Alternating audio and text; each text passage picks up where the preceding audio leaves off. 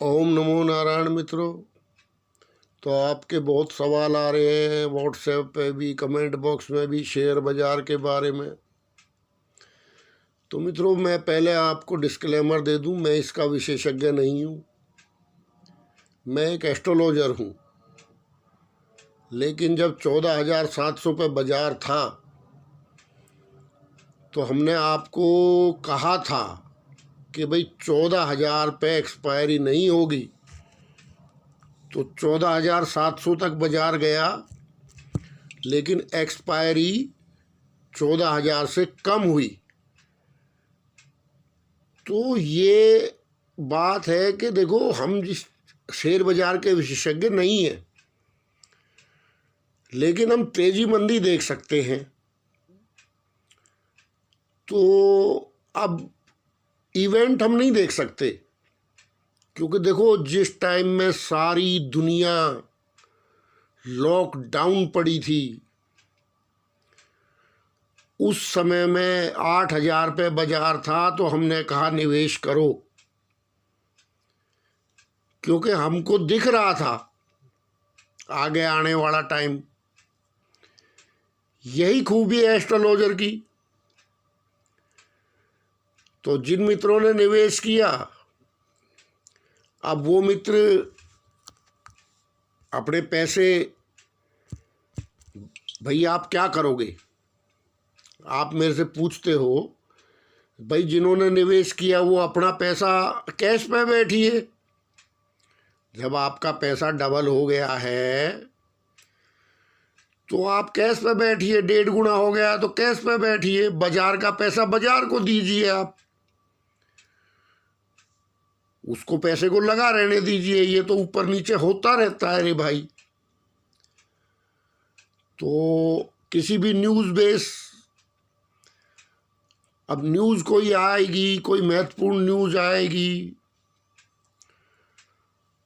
तो मैं पत्रकार भी नहीं हूं मित्रों, ना उस चीज़ का विशेषज्ञ हूं। तो वो भी योग्यता इस दास के पास नहीं है। लेकिन आप खबर सुनते हो, आपके दिमाग में खबर कौनती है, आप उससे प्रभावित होते हो, और मेरी उंगलियां सिस्टम पे जाती हैं सीधी। उस समय की प्रश्न कुंडली, उस समय की नवमांश कुंडली, उस समय की दशा महादशा, और उस समय का जैसी खबर हो, तो अक्सर व्यापार की खबरें 10वें और 11वें भाव से आती हैं, जिसमें 70% दशम भाव यानी कर्म भाव उसका रोल रहता है, 30% 11वें का रहता है। तो नवमांश और दशमांश चार्ट, आप जहां खबर का आनंद ले रहे होते हो, हमारा काम बढ़ जाता है।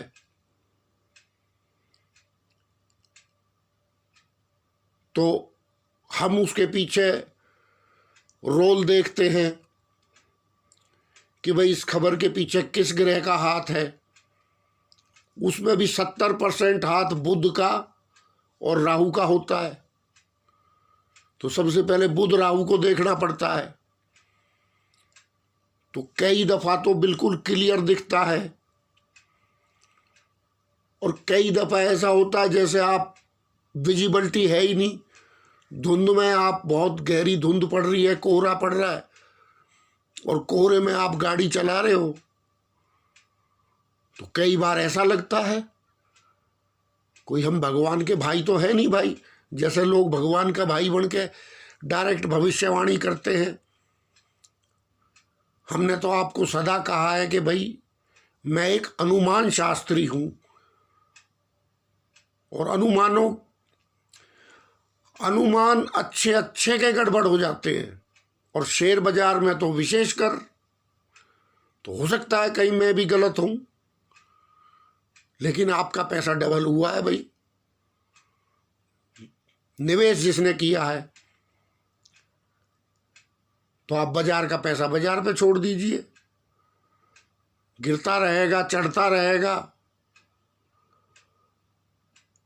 बाकी निवेश के लिए किस सेक्टर में निवेश करना है उसके लिए विशेषज्ञ की सलाह लीजिए आप। हम तो तेजी मंदी जानते हैं बस। तो मुझे तो नहीं लगता कि अगली एक्सपायरी भी, आप सुन लो आप काम की बात, जो अगली एक्सपायरी है ये आपकी फरवरी की। तो मेरा अनुमान है, हो सकता है मैं गलत भी साबित हूं, तो वो तो आप अपने विशेषज्ञ से सलाह लेना। लेकिन मुझे ये लगता है कि फरवरी एक्सपायरी भी 14,000 से नीचे ही होने की संभावना है। अब आज 14,800 है बाजार। पहले भी जब ऐसा ही था तो मैंने आपको कहा था, क्योंकि देखो ये इवेंट बेस या खबर के बेस पे ना, हम खबर नहीं सुनते भाई, हम खबर सुन के उसको देखते हैं कि भाई ये खबर आई किस वजह से, इस खबर के पीछे कौन था, इस खबर के पीछे क्या है। और मित्रों, यंत्रों से ट्रेडिंग हो रही है। आज के समय में एस्ट्रोलॉजर का काम बढ़ गया है। 2008 के बाद, 2008 से पहले मानव के हाथ में था काफी कुछ, लेकिन 2008 की मंदी के बाद व्यक्ति की जगह यंत्रों ने ले ली है ज्यादातर। अब व्यक्ति ट्रेडिंग थोड़ी करता है, यंत्र करते हैं।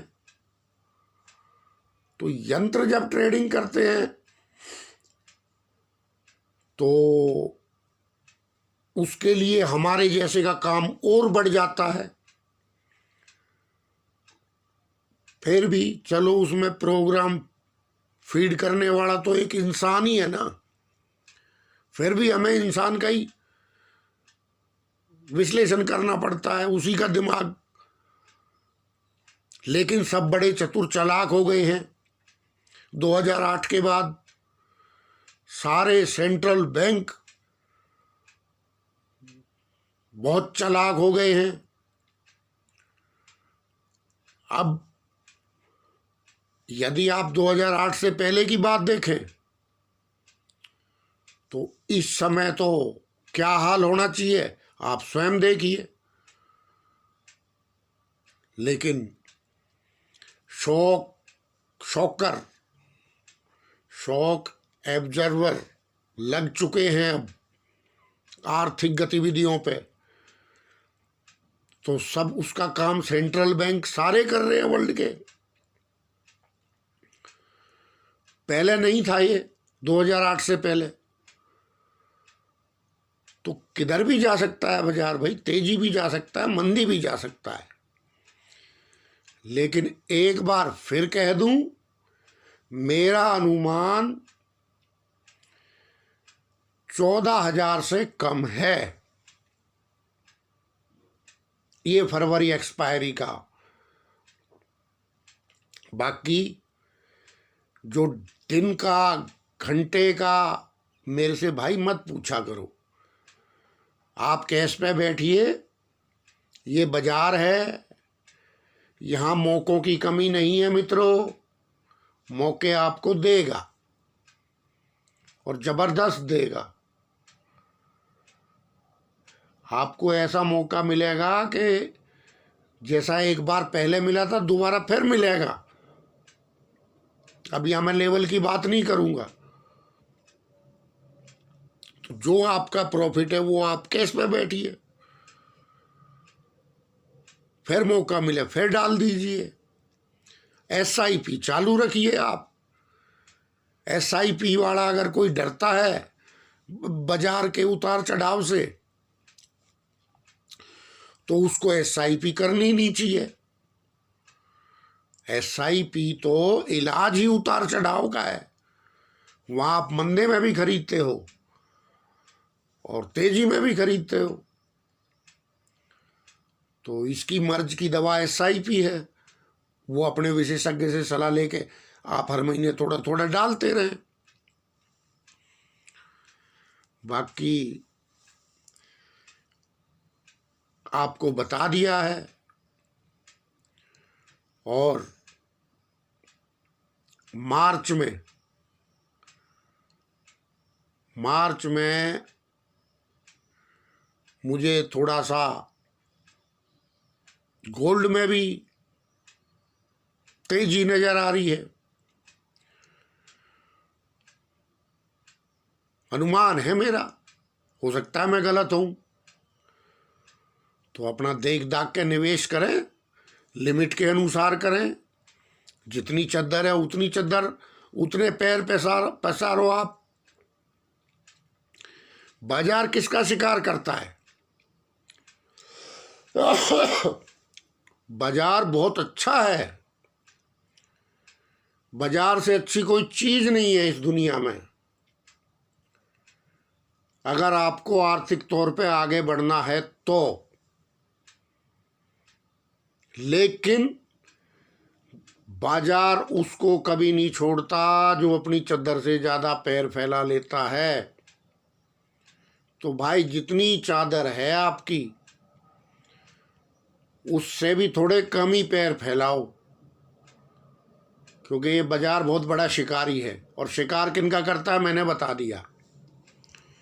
तो ऊपर नीचे होना इसका काम है, अनुमान लगाना हमारा काम है, और बाकी विशेषज्ञों का काम है। वो भी गलत होते हैं, हम भी गलत हो सकते हैं, बड़े बड़े गलत होते हैं भाई। बैंक के बैंक डूब गए थे 2008 में, आपको पता है। तो ठीक है मित्रों, बाकी आप कहोगे तो कमेंट बॉक्स में बता देना। आपको किसी विशेष कोई सलाह चाहिए तो फिर मैं उस पर भी वीडियो डाल दूंगा। ओम नमो नारायण मित्रों। ध्यान से, सावधानी से, सावधानी में समझदारी है। सब एल्गो ट्रेडिंग हो रही है। गिरावट आएगी तो बड़ी आएगी, ये आपको बता दिया है। ओम नमो नारायण।